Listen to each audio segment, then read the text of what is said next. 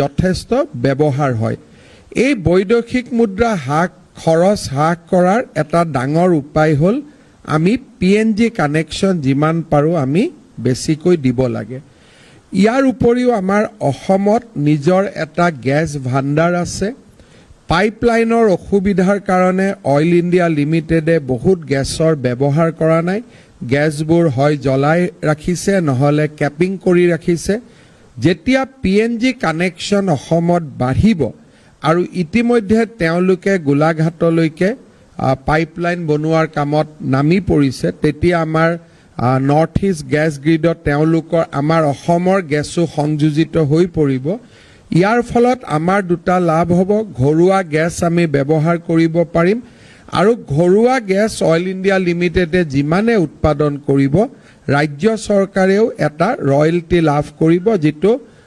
জনগণৰ কল্যাণৰ কামত ব্যৱহাৰ হ'ব মই সেইভাবে আশা কৰিম যাতে ওয়েস্ট এছিয়া ক্ৰাইসিস শেষ হৈ যোৱা বুলিলেই বা আমি ভাবি পেলাই আমি পিএনজি যেটো বা সিটি গ্যাস ডিস্ট্ৰিবিউশনৰ যেটো প্ৰচেষ্টা সেই প্ৰচেষ্টাত আমি কমি যাব নালাগে বৰঞ্চ ইয়াক আমি দ্ৰুত গতিত বঢ়াই যাব লাগে মই আজি ৰাতিপুৱা আমি মই ইলেক্ট্ৰিচিটি বোৰ্ডৰ লগত বহি আছিলো বিভিন্ন আলোচনাত আমাৰ অসমত ইলেক্ট্ৰিচিটি কানেকশ্যন আছে 62 লাখ ফ্যামিলি যদি 62 লাখ ফ্যামিলিৰ ঘৰত কানেকশ্যন আছে তাৰ মানে অসমত 62 লাখ পৰিয়াল আছে আৰু ৰেশন কাৰ্ড যদি চাব যাও তেতিয়ালে প্ৰায় 75 লাখ পৰিয়াল আছে আমাৰ গোটেই কেটা পূৰ্ব ভাৰতী অসম গেছ কোম্পানী এনইজিডিসিএল আদানি এই গোটেইখিনিক যদি আমি গেছ পাইপ নেচাৰেল গেছ দিব পাৰো আমি 10 পৰা 15 লাখ কাস্টমাৰক অতি সোনকালে আমি পাব পাৰো আৰু ইমানটা গ্যাস সিলিন্ডাৰ আমাৰ বাছি যাব অৰ্থাৎ 10-15 লাখটা গ্যাস সিলিন্ডাৰ আমি বচাব পাৰিম যেটো দেশৰ কাৰণে এটা অত্যন্ত গুৰুত্বপূৰ্ণ গ্যাসেও কাৰ্মান কানেকশ্যন আমি যদি পতঞ্জলিক ধৰো ইন্ডিভিজুৱেল কানেকশ্যন বুলি প্ৰায় 10,000 কানেকশ্যন তেওঁলোকে এচিভ কৰিব গৈ আছে মই ভাবো যে আমি এই কাম আৰু অধিক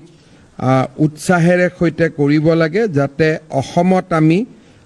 পাইপ গেছৰ ডিস্ট্ৰিবিউশন আমি বঢ়াই গৈ থাকিব পাৰো পিএনজিৰ লগতে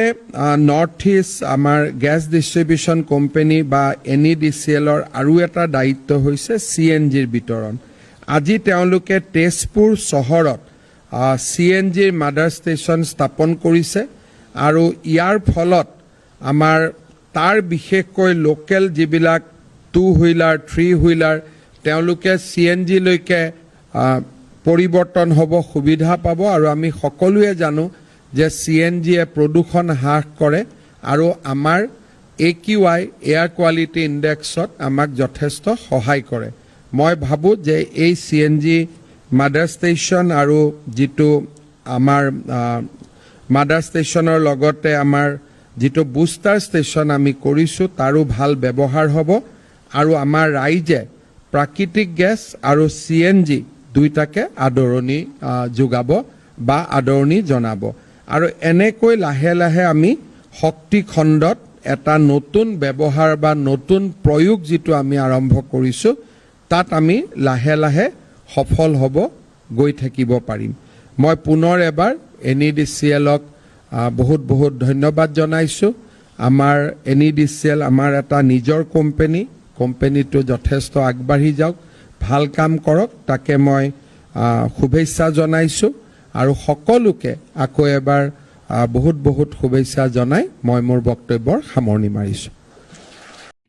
যিকোনো খবৰ বিজ্ঞাপনৰ বাবে যোগাযোগ কৰক 7896121996